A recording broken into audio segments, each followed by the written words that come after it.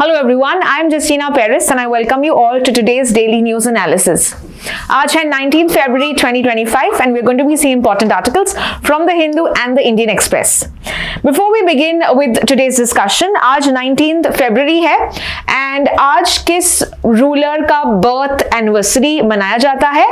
That is Chhatrapati Shivaji Maharaj, a very important Maratha king, the founder of the Maratha kingdom, right? So ये आप dates भी ऐसे याद रख सकते हैं. 19th February is what we celebrate as Chhatrapati Shivaji Maharaj Jayanti. Let's start with the first article then of the day. दोनों the Hindu और Indian Express में ये पहला front page पे article है and that is with regard to India Qatar strategic partnership. ये हम अपने ties strengthen करना चाहते हैं विद कतार. तो कतार के जो अमीर है, okay, is the emir of Qatar. इनका नाम है शेख तमीम बिन हमाद अल तानी. ये न्यू दिल्ली आए हैं और इनके विजिट में it's the second time that he is come to India. पहली बार मार्च 2015 में भी आए थे. Now he is come the second time and now we are looking at strengthening ties with this particular country. तो यहाँ पे इस आर्टिकल में आपको क्या इंपॉर्टेंट पॉइंट्स याद रखने हैं, इसका कवरेज हम करेंगे. Firstly we will understand India-Qatar bilateral relationship, right? We'll understand the important pointers between this. So, अगर हम India-Qatar की बात करें, on various fronts, we have good cooperation with this country. Be it defense, be it energy, be it trade, diaspora, हमारी community वहाँ पे है ना? तो ये सब हम देखते हैं. overall रिलेशन हमारा बहुत स्ट्रेंथन है with this country. Defence cooperation की बात करें, there is the exercise called as DIMDEX. It's Doha international maritime exercise. तो ये कतार होस्ट करता है और इंडिया यहाँ पे पार्टिसिपेट भी करता है. There is also some exercise called as Zair Al Bahr. ठीक है, ये भी कतार और इंडिया के दोनों बायलैटरल नेवल एक्सरसाइज है, मिलिट्री एक्सरसाइज है. Apart from that we also see some trade related aspects, जैसे कि इंडिया का जो ट्रेड है कतार के साथ 2022-23 में हम देखते हैं it was about 18.76 billion. India जो है टॉप 3 लार्जेस्ट एक्सपोर्ट डेस्टिनेशंस है कतार के लिए. सो कतार यहाँ पे एक्सपोर्ट करता है एंड हम देखते हैं China, Japan are the other 2 countries. Apart from that, we are also the 3 sources of Qatar's imports, right, along with China and US. So export और import की अगर हम बात करें, हम टॉप 3 में आते हैं. अपार्ट फ्रॉम दैट एनर्जी की बात करें, एनर्जी कॉर्पोरेशन की बात करें, यानी इफ यू टॉक अबाउट जो लिक्विफाइड नेचुरल गैस है, राइट, तो कतार जो है लार्जेस्ट सप्लायर है LNG का, liquefied natural gas, and 48% of global LNG जो हम एक्सपोर्ट करते हैं, कतार इसमें से सबसे हाई है. Apart from that, LPG की बात करें, this is also largest supplier to India with regard to LPG. तो यहाँ पे हम देखते हैं हमारे एनर्जी रिक्वायरमेंट्स के लिए भी कतार plays a very important role. And finally cultural cooperation, जो कम्युनिटीज हमारी इंडियन लोग कतार में है, it is about 27% of the Qatar population. अगर एक्चुअल नंबर है, it is about 8,35,000 Indian nationals वहां पे situated है. कहां पे? कतार में. Okay, so these are some important pointers that we understand between India and Qatar. And अभी जो हम strategic partnership की बात कर रहे हैं, we see that what are the talks that are currently happening? We want to expedite negotiations. हम India कतार bilateral investment treaty के बारे में बात करें ताकि investment दोनों countries में आसान हो. We're talking about economic partnership. We're looking at Qatar is investing $10 billion, 10 million USD का कमिटमेंट भी कतार कर रहा है. हमारा जो ट्रेड है, it is it's going to increase to double. तो अगर 14 बिलियन है, it is going to be 28 billion is what they are saying by 2030. Apart from that, हमारा जो इन्वेस्टमेंट है, एक अथॉरिटी होगा, that is Qatar investment authority, that will open an office. We have the UPI acceptance in Qatar, ये भी role out हो रहा है. We are also going to celebrate India Qatar year of culture, friendship and sports. and e-visa facility that also will be available to Qatari nationals. जो उधर के nationals यहाँ पे आएंगे तो यहाँ पे e-visa facility भी होगा. So these are all the important pointers that we can understand between India Qatar strategic partnership जो हम दोनों countries ने sign किया है. India कतार की बात करें, it's also a member of the Gulf Cooperation Council. So apart from Qatar, we also have दूसरे countries जो इस cooperation में है. उनके साथ already हमने जैसे कुवैत है, UAE है, सऊदी है, इन countries के साथ हमने already ये alliance से strategic partnership sign किया है. तो Qatar will be another country where India is going to have such ties in the Gulf Cooperation Council. And Qatar इसीलिए news में भी था, if you have seen the recent times, जैसे जो ceasefire हुआ, Israel Hamas ceasefire, Qatar was also the mediator. Qatar was also the mediator apart from US and Egypt. तो यहाँ पे भी इनका जिक्र है. So whatever current affairs articles, wherever the country is in news, इसका भी थोड़ा रिविजन करें तो आपको यहाँ पे क्वेश्चंस, रिलेटेड क्वेश्चंस भी पूछ सकते हैं. So now we understand about this particular article. Let's proceed to the next article then. अगला आर्टिकल है with regard to our new chief election commissioner. ठीक है, एक नए चीफ इलेक्शन कमिश्नर यहाँ पे अपॉइंट हो चुके हैं. And who is that? That is none other than IAS officer, एक फॉर्मर IAS ऑफिसर है ज्ञानेश कुमार. ठीक है, ज्ञानेश कुमार ये अभी बने हैं चीफ इलेक्शन कमिश्नर. सो यहाँ पे आर्टिकल ये दिया गया है कि सुप्रीम कोर्ट पे ये केस चल रहा था with regard to the appointment of election commissioners. Now let's understand the whole concept कि सुप्रीम कोर्ट ये केस क्यों सुन रहा है अपॉइंटमेंट ऑफ इलेक्शन कमिश्नर्स के बारे में.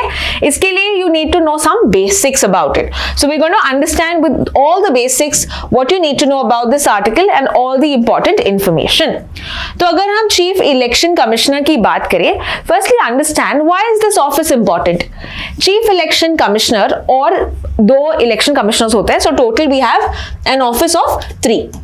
ठीक है, 3 होते हैं यहाँ पे. 2 होते हैं इलेक्शन कमिश्नर्स और 1 होता है chief election commissioner. Okay, so that's a member, 3 member body. और ये हम देखते हैं it's a constitutional body. Election commission जो है it's a constitutional body mentioned in article 324 of the Indian constitution. इनका काम है इलेक्शंस इंश्योर करना ताकि they are transparent, they are free and fair. तो जैसे कि हम प्रेसिडेंट इलेक्शंस की बात करते हैं, वाइस प्रेसिडेंट इलेक्शंस बात करते हैं, Lok Sabha, Rajya Sabha, state legislative assemblies की elections, all of this is mainly looked after, supervised by the Election Commission. ये रूल्स देती है, लॉज देखती है, पूरा ये चेक करती है. इलेक्शन कमिश्नर का ये मेजर काम है.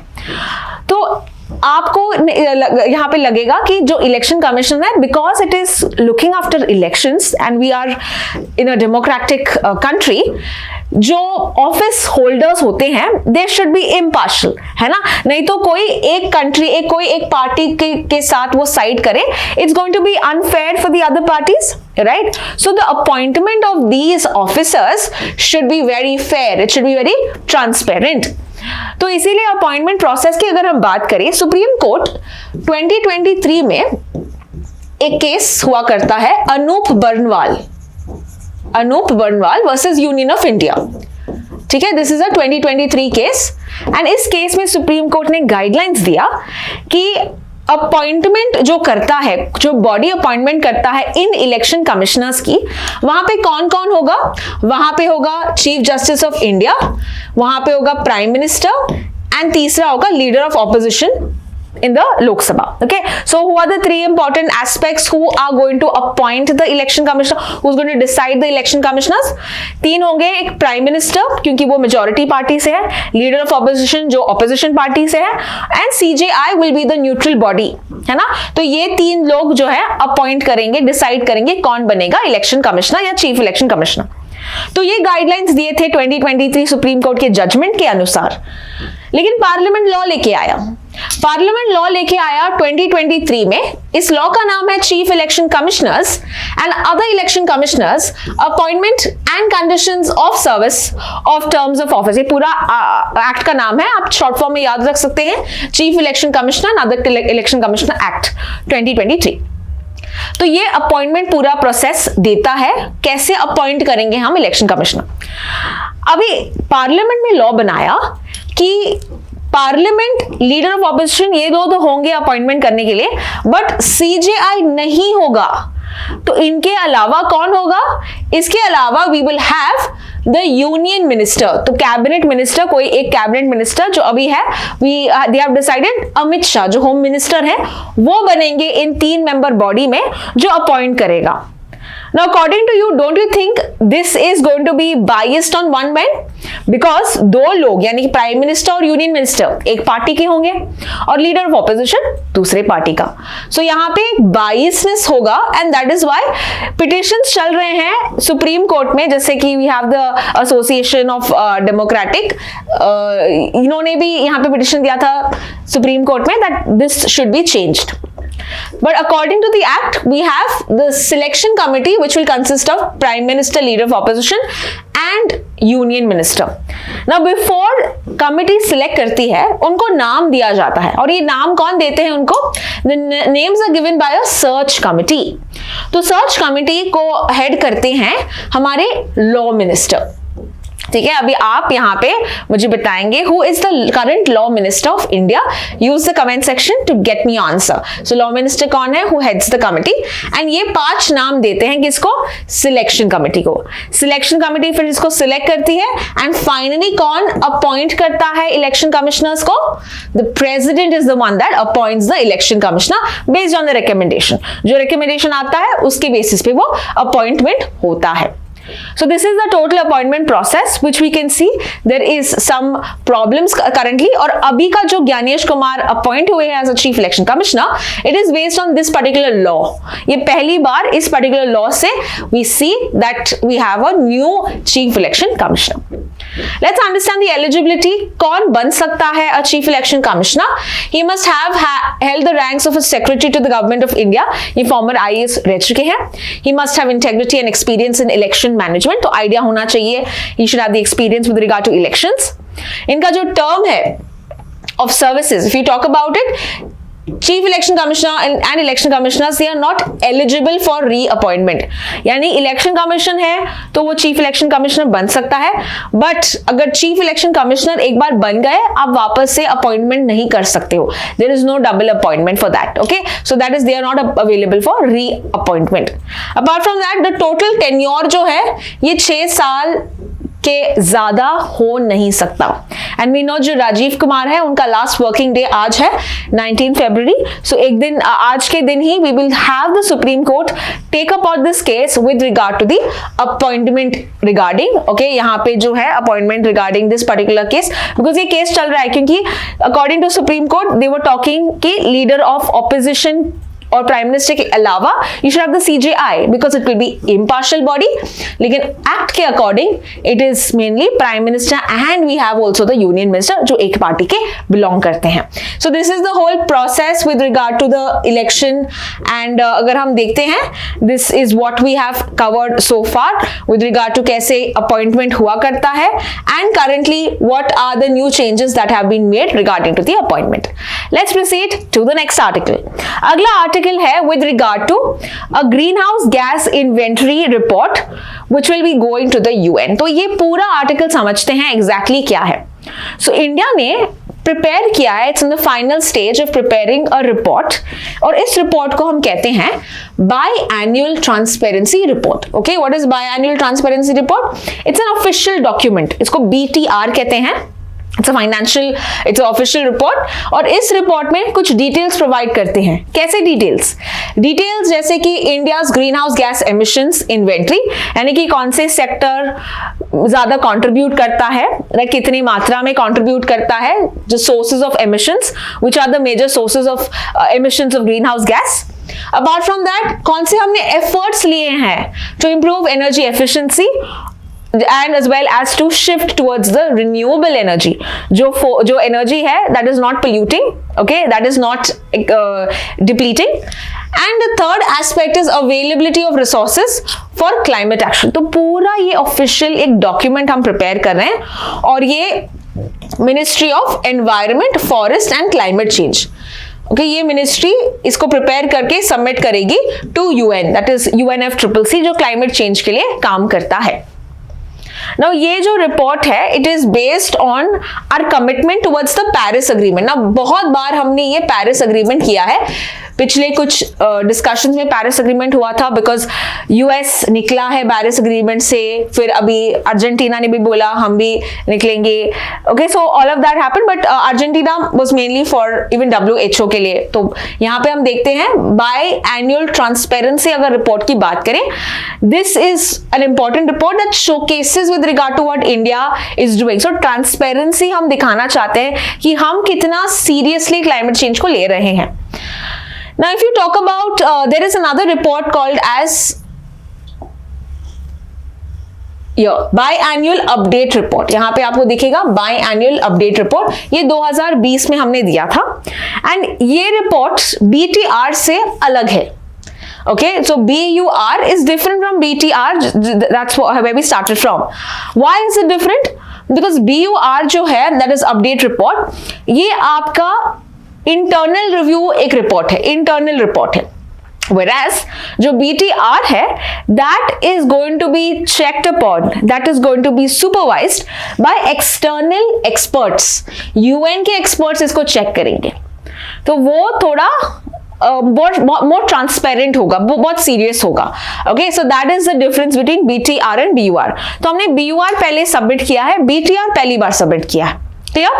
सो BUR की अगर हम देखें, some important data that we get, कि BUR में भी हमने ऐसे कुछ डेटा दिया कि कौन से सेक्टर में ज्यादा एमिशन हुआ है, and according to this report, which is a sector that contributes more towards greenhouse gas emissions, that is energy sector. About 75% is contributed by the energy sector.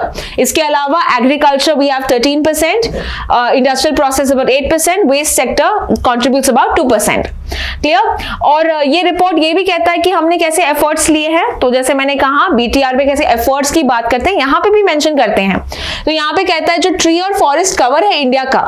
Okay, so again a question to all of you is what is India's current tree and forest cover. तो आप ये मुझे बताएंगे।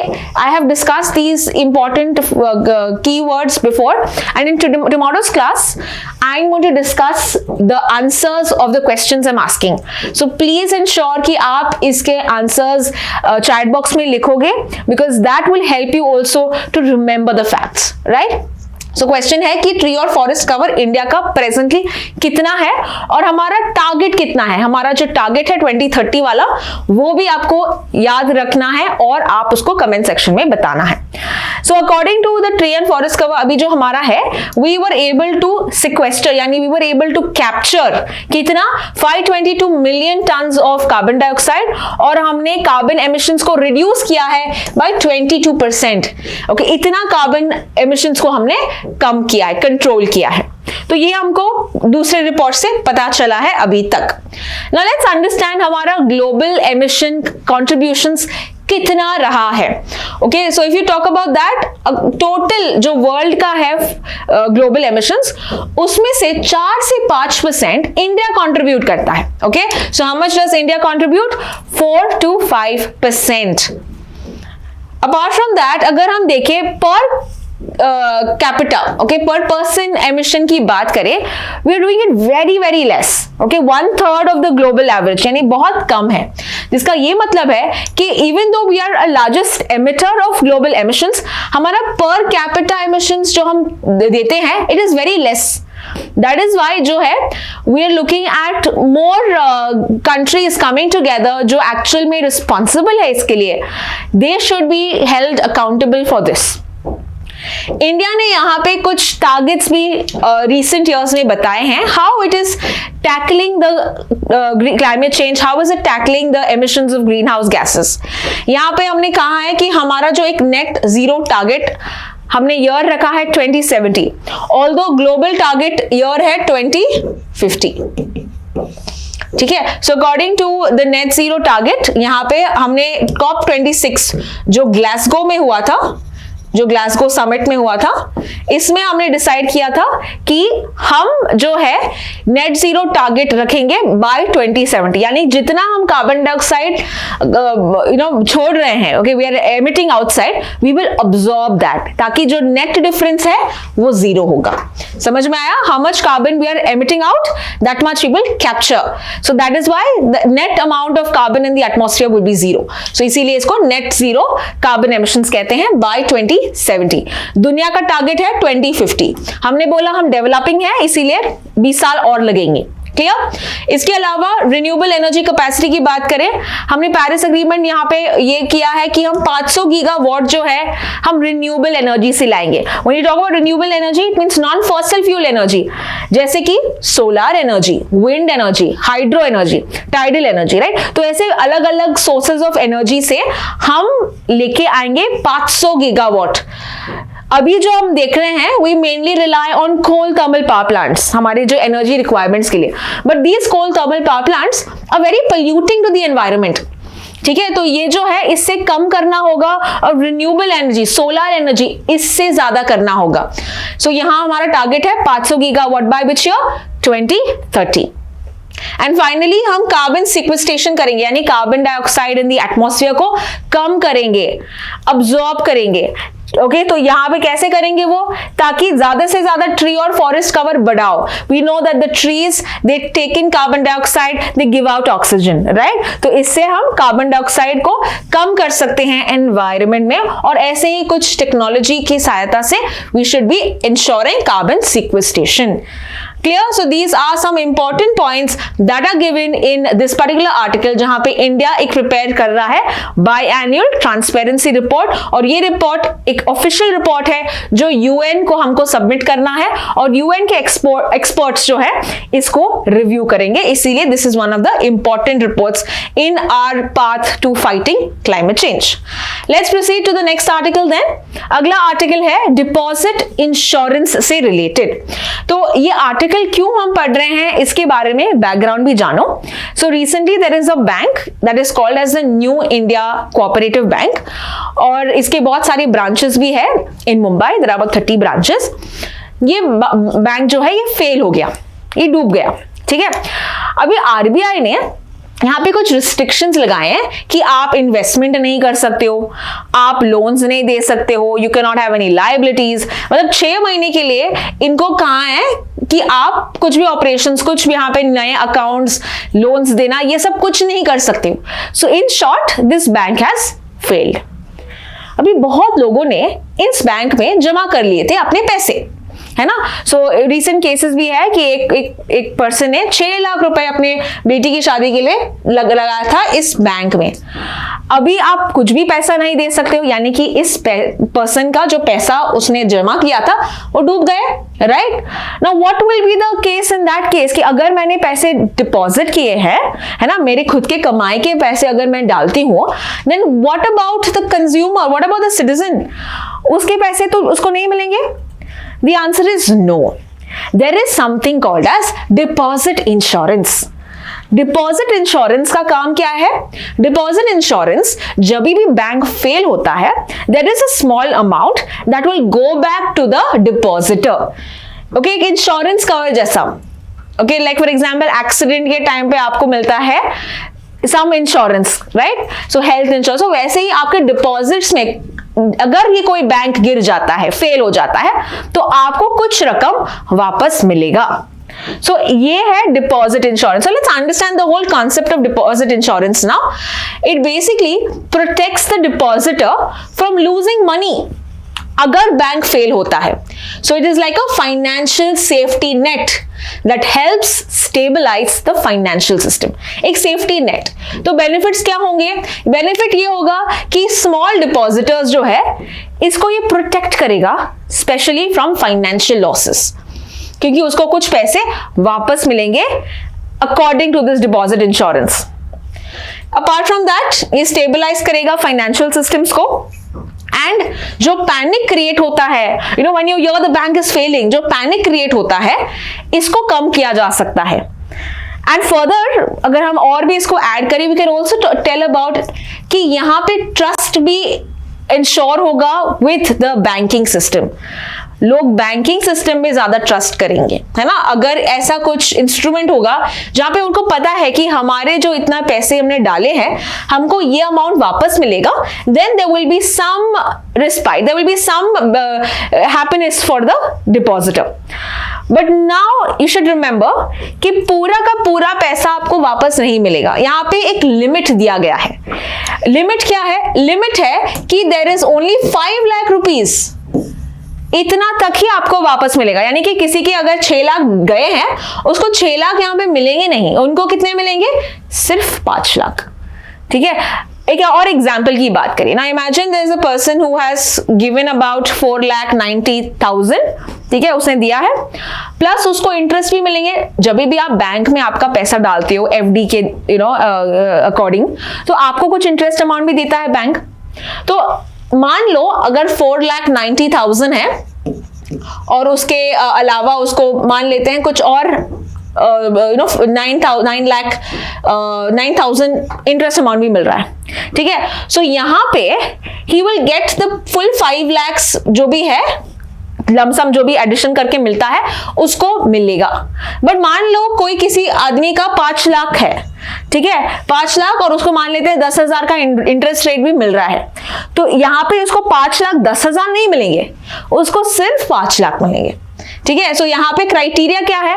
Considering the principal amount as well as the interest amount, जो total आपको मिलेगा is only 5 lakhs। अगर 2 लाख है, आपने 2 लाख इन्वेस्ट किया है, आपको 2 लाख मिलेंगे। ठीक है। बट अगर आपने 5 लाख से ज्यादा किए हैं, you only will get 5 lakhs। So this is the case that we understand. Now coming to this, some important keywords we will understand, and why are we studying today in today's article? It is because RBI भी कहता है कि यहाँ पे 5 लाख से थोड़ा बढ़ाना चाहिए। ओके, आरबीआई कहता है कि 5 लाख से थोड़ा बढ़ाना चाहिए। Now question is, let's understand what exactly are the important aspects said in this particular article ये कहता है फर्स्टली कि जो कौन सा बॉडी है which gives this particular insurance. अगर इंश्योरेंस हमको क्लेम करना है तो कौन सी बॉडी यहाँ पे रिस्पॉन्सिबल होगी इंश्योरेंस देने के लिए? इस बॉडी का नाम है deposit insurance credit guarantee cooperation, और ये एक डिवीजन होता है आरबीआई के अंदर। Okay, what is the name of the agency? Deposit insurance credit guarantee cooperation. Okay, we are going to see कौन से बैंक्स यहाँ पे कवर्ड है, डिपॉजिट्स कवर्ड है। But now let's come back to that point. But before that, जैसे मैंने कहा 5 lakhs जो है अभी इसका लिमिट है, 5 लाख तक देती है। पहले दिस लिमिट वाज अबाउट 1,500 पर डिपॉजिटर। यू कैन अंडरस्टैंड कितना छोटा रकम था।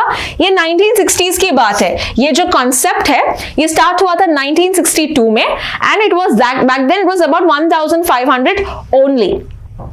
But in the recent times हम देखते हैं it has moved to 1 lakh rupees. ठीक है, 1 लाख हुआ है। उसके बाद 2020 में हम देखते हैं इस लिमिट को इंक्रीज किया गया था 5 लाख। ओके, और क्यों 5 लाख इंक्रीज किया था? बिकॉज एक और बैंक फेल हुआ था। उस बैंक का नाम है पंजाब एंड महाराष्ट्र बैंक। तो ये बैंक फेल होने के बाद उन्होंने को लगा कि यहाँ पे जो डिपॉजिट इंश्योरेंस है उसको बढ़ाना चाहिए। सो फार वी सीन बहुत सारे कोऑपरेटिव बैंक्स यहाँ पे फेल हुए हैं, जिसके कारण बहुत सारे जो डिपॉजिटर्स हैं इनका पैसा यहाँ पे डूब गया है।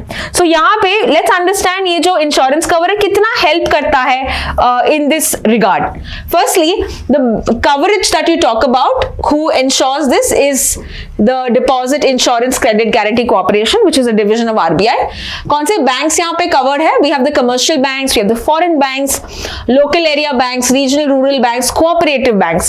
Except यहाँ पे कुछ primary cooperative societies होते हैं, ये इसका पार्ट नहीं है। Okay, so primary cooperative societies are not part of the banks that are covered under the deposit insurance. कौन से डिपॉजिट्स यहाँ पे के अगेंस्ट आपको यहाँ पे पैसे मिल सकते हैं? अगर आपका सेविंग्स अकाउंट है, आपका फिक्स्ड डिपॉजिट्स, आपने कुछ रकम जमा की है, अगर कुछ करंट एंड रिकरिंग डिपॉजिट्स है, तो इस डिपॉजिट्स में you can get the money that is about 5 lakhs। कुछ डिपॉजिट्स यहाँ पे कवर्ड नहीं है, जैसे कि आप गवर्नमेंट डिपॉजिट करते हो, इंटर बैंक डिपॉजिट्स करते हो, तो यहाँ पे these are not covered in this particular deposit insurance. तो ये पूरा आर्टिकल देखा है हमने what is bank deposit insurance, और आर्टिकल में आज देखा है that because of the new India Bank जो डूब गई है, we see that RBI also is planning to increase the limit of deposit insurance. It is said कि ये जो टाइमलाइन यहाँ पे भी दिया गया है अकॉर्डिंग टू द एक्ट का नाम है DICGC एक्ट जो 1961 में आया था। सो इस एक्ट के according there is a timeline also that has to be followed. मतलब अगर बैंक डूब जाता है, we have to ensure timeline के अकॉर्डिंग डिपॉजिटर को पैसे मिलने चाहिए, करेक्ट। सो यहाँ पे इट इज सेड कि within 90 days, okay, within 90 days once RBI ने रिस्ट्रिक्शन लगाया, जैसे अभी हम लोग आपको पता है 13 फरवरी के आसपास रिस्ट्रिक्शन लगाया था कि ये बैंक डूब गया है इन अ केस कि आपको आप इन्वेस्टमेंट और सब नहीं कर सकते हो, आप लोन्स नहीं दे सकते हो। सो ये रिस्ट्रिक्शंस जब लागू होते हैं, इसके 90 डेज के अंदर आप ये क्लेम कर सकते हैं, ठीक है। एंड विद इन 45 डेज यहाँ पे दिया गया है, within a statutory timeline of 45 days आपको यहाँ पे सबमिशन करना पड़ेगा with regard to the claim list कि कौन कौन क्लेम कर रहा है, and proper within 2 months ये जो है पैसे उनको दिया जाएगा। सो इट इज नॉट कि ये बहुत टाइम भी लगेगा, बहुत समय भी लगेगा, it is will be insured that with in the time given they are going to insure कि all depositors according to this May 14 for this particular case. Let's see the next article then. अगला article है with regard to the rarest of rare doctrine. Now, a very interesting article I must say. Let's understand what is this article about. So यहाँ पे 2 cases की बात कर रहे हैं, okay? 2 cases. Now let's understand which are these 2 cases, okay? पहला case आपने सुना होगा आरजीकर मेडिकल केस, सुना है ये सबने? आरजीकर मेडिकल केस कोलकाता में हुआ था, जहां पे एक रेजिडेंट डॉक्टर का रेप और मर्डर हुआ था, एंड उसके जो गुनेगार थे, right, the victim that was the offender that was there, उसको जो एक सिविक वॉलंटियर था संजय रॉय, इनको यहाँ पे life imprisonment along with fine दिया गया था, यानी उनको डेथ पेनल्टी नहीं दी गई थी, फांसी की सजा नहीं घोषित की थी। क्लियर? नेक्स्ट केस यहाँ पे हम देखते हैं, एक केस है केरला का, एक स्टूडेंट है शरॉन राज, ओके, तो एक लड़का है शरॉन राज, उसको यहाँ पे उसके पार्टनर ने जिसका नाम है ग्रीष्मा, इन्होंने पॉइजन मिक्स किया था उसके आयुर्वेदिक मेडिसिन में, कंकॉक्शन में, एंड उसको पीने के बाद शरॉन राज ने जब इसको पिया, he had multiple organ failure और वो मर गया। Okay, he was just a 23-year-old boy who died because उसके पार्टनर ने उसको पॉइजन मिला दिया था and the person died. अभी इस पर्टिकुलर केस में जो केरला के हुआ था, इसमें सुप्रीम कोर्ट ने, यहाँ पे हम देखते हैं, the court had announced for death penalty. Okay, so you see that एक केस में जहां पे मृत्यु एंड रेप और सब हुआ था, it was given only life imprisonment with fine. अभी यहाँ पे केस सुप्रीम कोर्ट के पास चला गया है इनफैक्ट, लेकिन इस पर्टिकुलर केस में हम देखते हैं द कोर्ट जो it was not the supreme court but the additions court, okay, so the sessions court basically, so sessions court ने यहाँ पे इनको डेथ पेनल्टी अनाउंस किया था। सो क्वेश्चन लाइज, कब डेथ पेनल्टी दी जा सकती है और कब लाइफ इम्प्रिजनमेंट दी जाएगी? ठीक है, बिकॉज आप देख रहे हो एक केस में दिया जाता है, दूसरे केस में नहीं दिया जाता है, तो एक सेट स्टैंडर्ड क्यों नहीं है? सो इसके लिए we need to understand some background. तो अगर हम देखते हैं 1972 से बैकग्राउंड स्टार्ट होता है, okay, so let me just erase this and we will write down some important judgments. So first one judgment is 1972, okay, 1972 का जो केस है, the name of the case is Jagmohan Singh versus state of UP. Jagmohan Singh versus state of UP. Now in this particular case में supreme court कहता है कि जो death penalty है ये कॉन्स्टिट्यूशनल है, मतलब सुप्रीम कोर्ट जो है डेथ पेनल्टी अनाउंस कर सकती है, लेकिन जो यहाँ पे पिटिशनर हुआ था, ओके, द पिटिशन जो था, इसने डेथ पेनल्टी को अपोज किया था। इसने कहा कि ये जो हमारे फंडामेंटल राइट्स के खिलाफ है ना, ये आप, this is very wrong to take away the life of somebody, तो ये नहीं होना चाहिए। बट सुप्रीम कोर्ट ने कहा नहीं, because you have committed such a grave crime, okay, आपको सर्कमस्टेंसेस पता थे, और इसीलिए in that case this can be given. तो 1972 में हम देखते हैं death penalty was made like allowed in the courts to be given as a punishment. Secondly 1980, right, the next case is 1980 में, और इस केस का नाम है Bachan Singh versus state of Punjab, Okay, I hope you can understand my handwriting, but it's given in the article, so you can read through that, but I'm just listing it down one after the other for you. तो इस particular case में ये question था कि चलो death penalty allowed तो किया है, पर हम कैसे दे, कौन से बेसिस पे हम डेथ पेनल्टी दे, राइट? तो उसके लिए एक डॉक्ट्रिन स्टार्ट किया था, that is rarest of rare cases. Rarest of rare case doctrine, यानी कि ओनली इन द केसेस जहां पे आपको देना ही चाहिए, ओके, बिकॉज ये रेयर सिचुएशन हुआ है, सर्कमस्टेंसेस हुआ है, तो उसी के बदौलत आपको ये डेथ पेनल्टी अनाउंस करना है, only then can you announce it. So इसीलिए rarest of rare case doctrine यहां पे स्टार्ट हुआ था, कौन से केस में? 1980, यानी ओनली इन एक्सेप्शनल केसेस आप डेथ पेनल्टी अनाउंस करो। Then we have the last case 1983 में, that is the name of the case is Machi Singh versus State of Punjab. Machi Singh versus State of Punjab. Now another question was कि चलो हमने ये announce किया है with regard to rarest of rare cases, but rarest of rare cases का criteria क्या होगा, है ना, कैसे हम उसको बोलेंगे कि ये रेयर केस है? तो उसके लिए सुप्रीम कोर्ट ने गाइडलाइंस दिए। तो ऐसे 5 क्राइटेरियाज यहां पे मेंशन किए। Quickly let's have a read through what are these 5 criterias. First is, अगर जो मैनर में जहां पे ऐसा मर्डर कमिट किया है, कैसे उसने मर्डर कमिट किया है, सो that is one case, okay, कि बहुत ही ब्रूटल तरीके से मर्डर किया। जैसे निर्भया केस में हम देखते हैं कि the death penalty announce because it was a very brutal way that the murder and the rape happened, right? Second thing is, अगर मोटिव क्या है उस मर्डर का, किस रीजन की वजह से मर्डर कमिट हुआ है।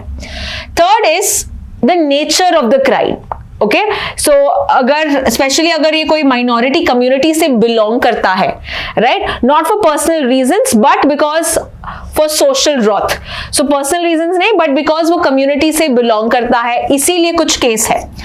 Next is the magnitude of crime, कितना ये बहुत हानिकारक वाला क्राइम है।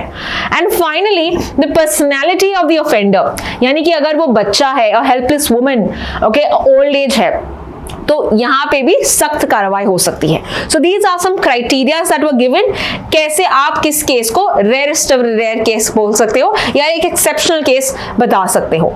So this is with regard to the recent judgment that we saw 1983 का।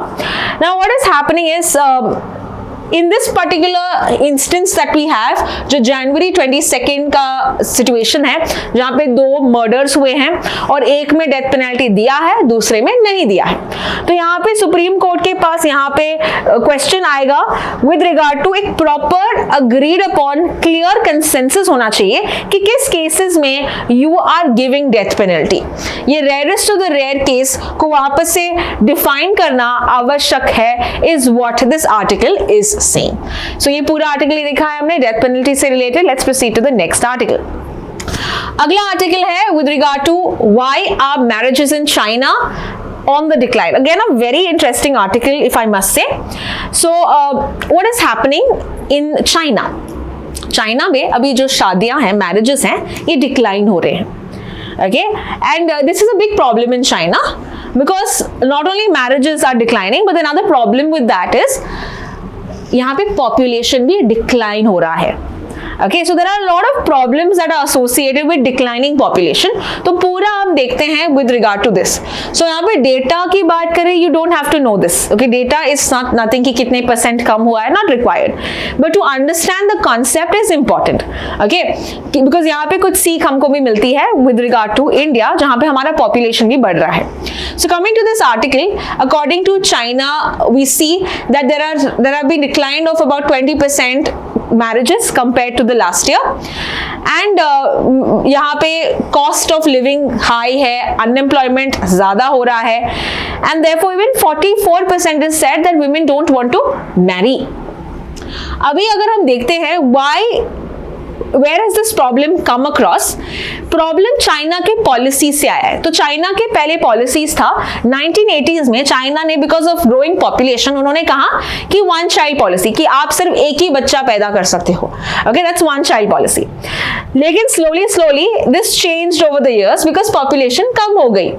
सो देयरफॉर 2016 में इस पॉलिसी को उन्होंने बनाया टू चाइल्ड पॉलिसी. जो चाइनीज प्रेसिडेंट है शी जिनपिंग, उन्होंने पॉलिसी बनाया टू चाइल्ड पॉलिसी.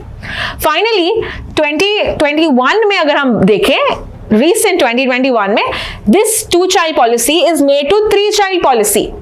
ठीक है, so this is insuring for increase population. And हम देखते हैं there is also problem of the male preference. यहाँ पे डिजायर है मेल चाइल्ड का, सो इसीलिए सेक्स रेशियो जो भी है ये भी अनबैलेंस्ड है. अपार्ट फ्रॉम दैट हम देखते हैं चाइल्ड पॉपुलेशन कम होने के कारण, because of this one child two child policy, हमने देखा है जो एजिंग पॉपुलेशन है ये बढ़ रहा है चाइना में. एजिंग पॉपुलेशन बढ़ रहा है. सो इसीलिए what has the Chinese government done? Chinese government ने क्या किया है? चाइनीज गवर्नमेंट ने कहा कि हम रिटायरमेंट एज ही इंक्रीज कर रहे हैं. तो मेल्स के लिए रिटायरमेंट एज अभी 63 है, विमेन के लिए है 55. Okay, so that is how they are increasing and they are making ensure कि हमारा जो working age population contributes to the economy है ना, वो working force के लिए contribute करता है. So they play a very important role. And इसके because of the birth rates are also falling, जो बहुत सारे kindergartens हैं वो भी shut down हो गए हैं because they are going out of losses. So here we see that China is having new avenues now to ensure कि ये जो problems उनके पास है वो कैसे cater करें. यहाँ पे lessons जो है हम देखते हैं, आर्टिकल में ये कवर किया है कि हमको जो है चाइना का जो lessons है ये बताता है कि इन्होंने हमेशा टॉप डाउन अप्रोच लिया है, यानी कि ऊपर से अप्रोच लिया है कि एक child policy. They have wanted what they want to see in the society, what is the Communist Party of India, Communist Party of China वो क्या चाहती है, वैसे ही उन्होंने हमेशा पॉलिसीज बनाए, ना कि सोसाइटी ऑफ चाइना को देख के कि वहां पे क्या नीड है. तो हमेशा बॉटम अप अप्रोच नहीं किया है, जहां पे हम देखते हैं मोस्टली इंडिया में ऐसा अप्रोच देखा जाता है, but China is mainly having the top down approach, which is very bad for them. Now they are struggling to have these problems of aging population, falling birth rates, less of marriages and so on. So ये पूरा article हमने अभी तक देखा है with regard to the reducing marriages in China, and this is all with regard to today's article. Don't forget to watch the next video where I'm going to be discussing 20 GK questions based on today's current affairs. Thank you so much for watching.